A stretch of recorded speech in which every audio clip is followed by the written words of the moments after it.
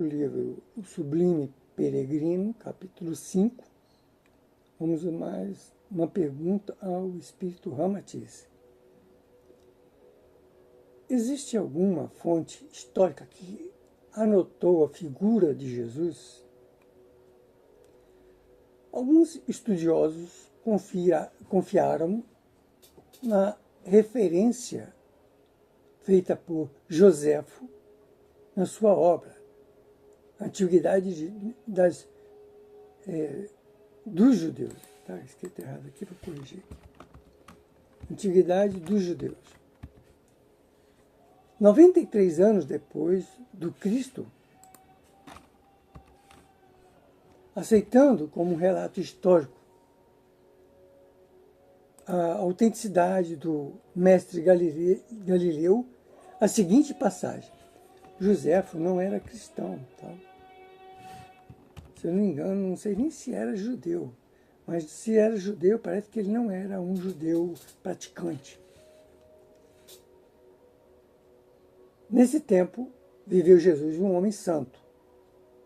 Esse homem pode ser chamado porque fez coisas admiráveis que ensinou aos homens e, inspirado, recebeu a verdade. Era seguido por muitos judeus e muitos gregos. Foi o Messias. Mas, aí fecha aspas, tá? Mas, a nosso ver, as provas mais autênticas da vida de Jesus são as referências à perseguição aos cristãos, isto é, os seguidores do Cristo. Havendo cristãos martirizados por se recusarem a abandonar a doutrina do seu líder, Jesus, cujos fatos foram registrados pela história, conclui-se que o Mestre Jesus não foi um mito, mas uma figura real, malgrado a ausência de apontamentos históricos. Quanto à existência dos cristãos e do seu martírio, basta consultar-se as obras, anotações de Plínio, o Moço, Suetônio, Tácito e outros da mesma época. Também se pode considerar um relato autêntico a carta enviada a Tibério pelo senador Públio Lentulus, quando presidente da Judéia, narrando a existência de um homem de grande virtude chamado Jesus, pelo povo inculcado de profeta da verdade e pelos seus discípulos e filhos de Deus. É um homem de justa estatura, muito belo no aspecto, e há tanta majestade no seu rosto, obrigando os que o veem a amá-lo ou a temê-lo. Tem os cabelos cor de amêndoas madura, são distendidos até as orelhas, e das orelhas até as espáduas, né? O cabelo dele vinha até aqui. Era nazareno, né? O povo de Nazaré tinha esse comportamento. E ele não foi para lá para destoar nada. São da cor da terra, porém reluzentes. Ao meio da sua fronte, uma linha separando os cabelos, na forma em uso pelos nazarenos. Seu rosto é cheio de aspecto muito sereno, nenhuma ruga ou mancha se vê em sua face. O nariz e a boca são irrepreensíveis. A barba é espessa, semelhante aos cabelos, não muito longa e separada pelo meio. Seu olhar é afetuoso e grave. Terá os olhos expressivos e claros, resplandecendo no seu rosto como os raios do sol. Porém, ninguém pode olhar fixo o seu semblante, pois se resplende, subjuga, e quanto ameniza, comove até as lágrimas. Faz-se amar e é alegre, porém com gravidade. Nunca alguém viu rir sorrir, mas antes chorar. Aqui tem uma anotação que eu vou ler lá embaixo, depois vou retornar aqui. Eu botei lá embaixo. O retrato de Jesus foi feito por Públio Lentulus, esse senador que acabei de comentar. Foi publicado pela Revista Internacional do Espiritismo e também se encontra na introdução da obra A Vida de Jesus, ditada por ele mesmo. Essa imagem dele vocês podem encontrar na internet. Procure na internet aí que você vai ver uma pintura de 2000 anos atrás do senador Públio Lentulus. Não sei onde ela se encontra, a original, tá? Mas na internet você encontra uma cópia. Inclusive eu já copiei. Não vou colocar aqui porque deve ter direitos, copyright, eu não vou colocar aqui. Mas vocês podem encontrar que eu encontrei. Baixei, copiei e tenha para mim. Mas vou voltar lá então. Próxima pergunta, feita a Ramatiz. Sobre a vossa opinião, quais são as fontes não históricas mais autênticas para informarem sobre a existência de Jesus? Eu acabei não falando uma coisa aqui, vou abrir mais um parênteses. Esse livro foi escrito por uma pessoa muito simples, uma senhora. Não lembro bem de onde.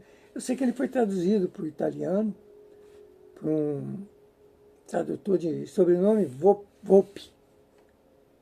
Quem quiser adquirir, você pode encontrar ele na estante virtual. Eu quase que compro hoje, mas como esse livro para mim tem fonte muito mais assim, digna, porque foi escrito pelo pajem de Jesus, né? O outro essa pessoa, essa médium, uma pessoa muito simples, que não tinha pouca instrução, sabia mal escrever. Ela recebeu mediunicamente. Isso tem séculos já. E depois foi traduzido para outras línguas, inclusive está traduzido para a língua portuguesa também. Para encontrar hoje só em sebo, como estante virtual. Acabei não comprando hoje porque achei uma coisa estranha lá. O livro estava por um preço, quando eu comecei a comprar, ele quase que triplicou o preço. Falei, não, isso está esquisito, não vou entrar nessa. Mas vamos lá, voltando aqui. A pergunta que eu... Vou repetir a pergunta porque eu já falei bastante aqui, pode confundir. Bom, a pergunta é, a segunda. Sob a vossa opinião, quais são as fontes históricas, não históricas, né? Mais autênticas para informarem sobre a existência de Jesus? Porque esse livro psicografado, as cátedras não aceitam também, né? Mas vamos lá. A Matiz responde. Sem dúvida, a fonte mais autêntica não histórica é a narrativa dos 4 evangelistas. Preste bem atenção. Apesar de interpolações e dos retoques que sofreu, inclusive também quanto a algumas contradições existentes entre os próprios narradores. Na verdade, apesar das interpolações, ou de alguns, se você pegar várias traduções, você vai ver que você pode encontrar sempre a coisa mais correta. E o original grego ainda melhor ainda. Os originais antes do concílio lá, onde se começou a traduzir. Mas eu uso várias traduções, inclusive a do padre Matos Soares, que é uma boa tradução. Tem a de João Ferreira de Almeida e tem outras, vocês podem encontrar aí. Mas, por exemplo, aquele momento em que Jesus nasceu e os anjos falam glória a Deus nas alturas e paz na terra, os homens de boa vontade, tem tradução aí, como a de João Ferreira de Almeida, feita pela... Não vou ficar falando aqui os nomes todos, mas... que ele já coloca lá assim a tradução. Glória a Deus nas alturas e paz na terra aos homens que Deus quer bem. Bolas, Deus quer bem todo mundo. Então já truncaram aí a tradução. Então eu gosto mais da tradução do padre Matos Soares. Você pode encontrar também aí em PDF. Tá? E pode comprar, adquirir também. Eu já dei de presente uma Bíblia do Padre Mato Soares para uma sobrinha minha. No casamento dela eu dei. Falei, é o único presente que ninguém iria dar a ela, eu dei. E ela gostou. Mas vamos lá. Respondendo aqui. Sem dúvida, a fonte mais autêntica, não histórica, é a narrativa dos 4 evangelistas, apesar de interpretações dos retoques que sofreu, inclusive também, quanto a algumas contradições existentes entre os próprios narradores. O que é bom, o que diz que eles não ficaram copiando um do outro, tiraram de si mesmo. Isso autentica. Outra coisa, existe uma explicação dada depois por esses 3 evangelistas, né? Que é Mateus, Marcos e Lucas, que escreveram, eles vieram mediunicamente através de médium, né? Escreveram, e o João Baptiste Rostand, um francês, quase que contemporâneo de Kardec, ele viu logo depois, ele escreveu os 4 evangelhos segundo Rostand, segundo o Evangelho de Jesus, segundo Rostand, mas porque foi mediúnico. Os próprios apóstolos vieram, evangelistas vieram e traduziram. Então vocês podem ter também. Assim como o Evangelho segundo o Espiritismo, feito por Allan Kardec, né, através dos médios que ele usava, porque ele, na verdade, ele não se mediunizava, ele identificava os médios mais idôneos e através deles fazia, invocava grandes espíritos, como, se não me engano, ele usava muito, chamava muito para responder algumas questões, um que tinha sido padre, não sei se era São Jerônimo, é um desses bem antigo aí, não estou lembrando aqui agora, mas tudo bem. Mas é fonte idônea, né? Os 4 evangelhos, porque manteve a unidade psicológica e os propósitos messiânicos do Espírito de Jesus. Entre os 4 evangelistas, 2 deles foram testemunhas oculares dos acontecimentos ali narrados. E por isso mostra-se vivos e naturais nos seus relatos. Os outros 2 interrogaram minuciosamente as testemunhas que presenciaram as atividades de Jesus ou delas participaram na época. Os 2 mais assim que participaram foi João Evangelista, né? Que foi, na verdade, o único que captou a única lei que Jesus deixou, mandamento, está lá em Evangelho de Jesus, segundo São João, capítulo 13, versículo 34. Novo mandamento vos dou. Nenhum dos outros pegou esse mandamento de Jesus. Foi um novo mandamento. Porque Kardec tinha dito, Moisés tinha dito, amai-vos uns aos outros como vós mesmos vos amais. Quer dizer, amar com o amor do homem. Era chamada regra áurea do amor. Mas quando Jesus veio, ele trouxe um amor sublime, um amor incondicional, superior, né? Quase 2 milênios depois ele vem e diz, olha, amai-vos como eu vos amei. Por isso que ele diz, novo mandamento vos dou.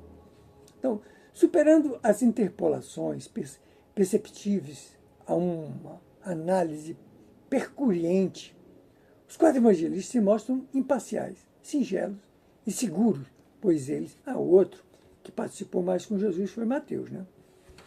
Ele convocou Mateus porque Mateus, dos 4, Mateus e Lucas, que não foi discípulo, Lucas não conviveu com Jesus, ele conheceu o Evangelho depois, mas Lucas, ele tinha já uma cultura médica, ele era médico, então ele era mais culto. Mas Mateus era publicano, né, era escrevente, sabia escrever, né? Bom, vamos lá. Superando as interpolações perceptíveis a uma análise percuriente, os 4 evangelistas se mostram imparciais, singelos e seguros, pois eles narram os fatos diretamente, sem muitas divagações. Há nos seus relatos um grande espírito de honestidade e de certeza absoluta naquilo que foi a vida de Jesus. Outro parênteses que eu vou abrir aqui. Esses 4 evangelistas, na verdade, já eram anjos que vieram apagadinhos. Assim como o Criador, o fundador do planeta Terra, teve que habitar entre nós, que é o gênio, os anjos também vieram apagadinhos, para não chamar muita atenção, porque se eles viessem com o poder angelical deles, iriam até dificultar a aproximação da grande massa infeliz, como nós somos, né? Apagados de todos, ignorantes de tudo praticamente. Sabemos muito pouco, não sabemos nada ainda. Bom, certamente existem algumas diferenças quanto à movimentação da pessoa do mestre nos escritos dos 4 evangelistas. Aqui tem um outro asterisco, mas eu vou deixar para mais depois. Mas não há dúvida alguma no tocante à sua existência real. Outras provas da evidência são as cartas ou epístolas atribuídas a Paulo, né? Paulo apóstolo, São Paulo, aos quais possuem a força comunicativa das suas atividades cristãs. E transmitem o odor refrescante da boa nova, né? A notícia que Jesus veio dar, que é, ele veio anunciar o reino de Deus aqui na terra. Apregoados por Jesus, né? Então vou pegar um outro parênteses, uma outra nota aqui, vou lá embaixo pegar para ler para vocês. Bom, ele, no caso, o Ramatiz manda a gente procurar as epístolas aos Romanos, epístolas de Paulo, né, escrita por São Paulo apóstolo, capítulo 5, versículo 9. Também a epístola aos Coríntios. Se não me engano, é a primeira epístola, versículo 23 e versículo, ele manda ler também aqui o versículo 14. Vou até escrever em arábico aqui para não confundir aqui. Ele também manda procurar conferir no livro de Aos Gálatas. Paulo escreveu aos Gálatas, capítulo 2, versículo 21. Sobre isso também Paulo escreveu aos Efésios, capítulo 2, versículo 20 e 21. Sobre esse mesmo assunto, Paulo também escreveu no livro a Timóteo, capítulo 2, versículo 8. Então vamos retornando lá para continuar aqui. Então, evidentemente, os historiadores não se preocupam em focalizar a pessoa de Jesus, por achá-la de pouca importância na época, pois se tratava de um simples carpinteiro, avorado em rabino, e a pregar estranha moral num mundo conturbado pelas mais violentas paixões e vícios. Imagine-se o que existe hoje, o que não existia antigamente, que hoje tem a internet, né, que todo mundo vê tudo. A história jamais poderia prever no seio da comunidade de tantos rabinos, ou rabis, mestres, né, insignificantes da Palestina, que um deles se tornaria o líder de milhões de criaturas nos séculos vindouros, se não bilhões, pregando somente o amor aos inimigos e a renúncia aos bens do mundo, em troca de um hipotético reino celestial, né? Porque na cabeça desse povo é uma hipótese. Além disso, Jesus era filho da Galileia, uma terra de homens ignorantes e rudes, coletividade de gentios indignos de figuras na história, que na história era considerado as criaturas da Galileia pessoas de baixa categoria. No entanto, Jesus resolveu aparecer logo lá, né? Porque já para mudar essas coisas. Entretanto, malgrado essas deficiências, Jesus projetou-se além dos séculos, testemunhando os homens que o conheceram e pelos discípulos integrados em sua vida messiânica. Ninguém duvida da existência de pedra, ou melhor, de Pedro, escrevi errado aqui, e Paulo de Tarso, nem dos encontros do próprio Paulo com Pedro, Tiago e João. As próprias divergências, porque houve divergência quando Paulo tinha uma cultura bem mais elevada do que eles, mas o Paulo veio dos conceitos rabinos, não tinha convivido com Jesus, estava perseguindo os cristãos. As próprias divergências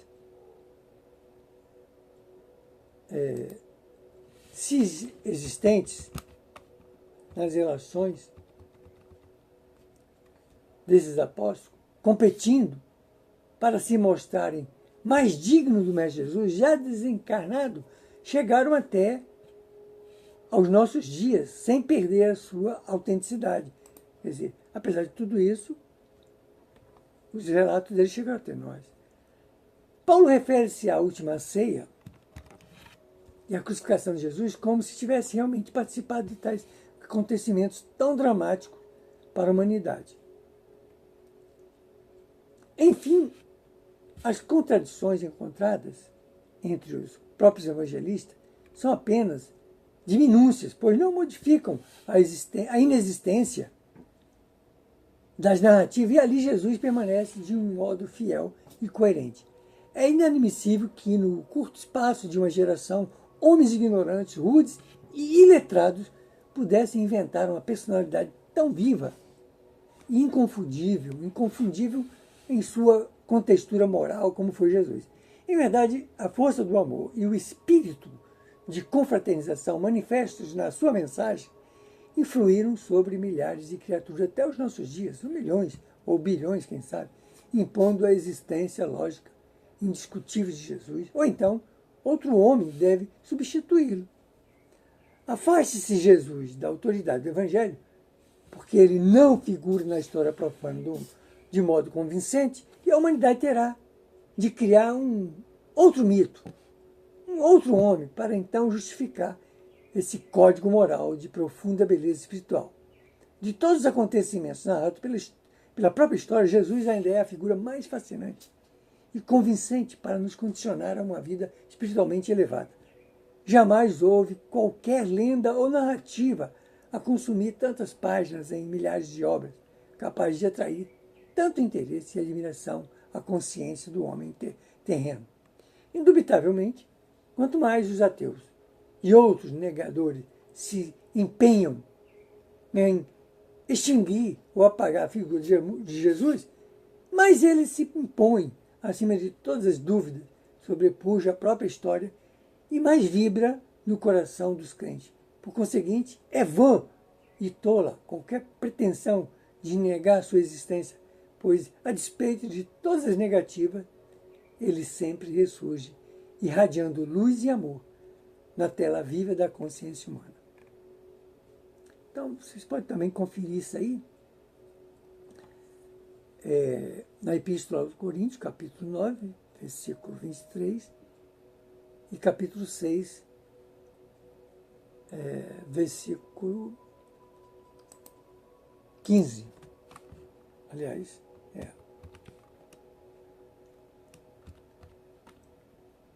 no capítulo 15 também, capítulo 15, versículo 3.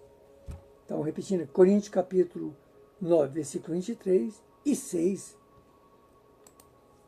Na verdade é para botar inverta, né? 6 e 3, 23.